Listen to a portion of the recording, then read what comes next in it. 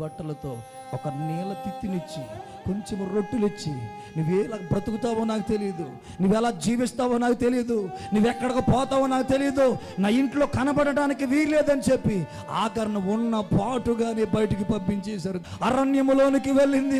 ఆవిడ ఆదరించేవారు లేరు.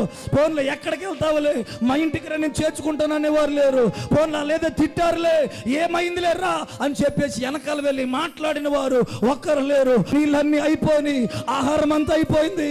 ఇస్మాయేల్ అంటున్నాడు, అమ్మా నాకు ఆకలేస్తుంది, అమ్మా నాకు దావతేస్తుంది.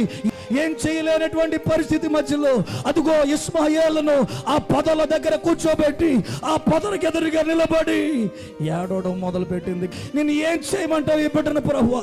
ఇటు ఆకలితో చచ్చిపోయేలాగా ఉన్నాడు, దాహముతో చచ్చిపోయేలాగా ఉన్నాడు.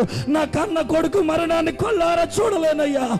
ఆ కన్నీరుని అబ్రహాము చూడలేదే, ఆ కన్నీరుని సారమ్మ చూడలేదే, ఆ కన్నీరుని పని వారెవరు చూడలేదే, ఇంట్లో ఉన్నవారు ఎవరు పట్టించుకోలేదే.